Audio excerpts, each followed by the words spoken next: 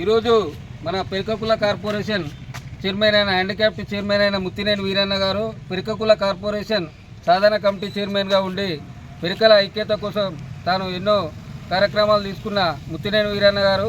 ఈరోజు వచ్చేసి పెరికకుల అలయ్ బలయ్ అనే దాని మీద outer ring road exit number 11 దగ్గర కార్యక్రమానికి ఈరోజు మా కిలవరంగల్ తూర్పుకోట నుంచి తూర్పుకోట ముఖ్య నాయకులు అందరం కలిసి కూడా ఈరోజు ఆ కార్యక్రమానికి బయలుదేరడం జరుగుతూ ఉంది. ప్రత్యేకంగా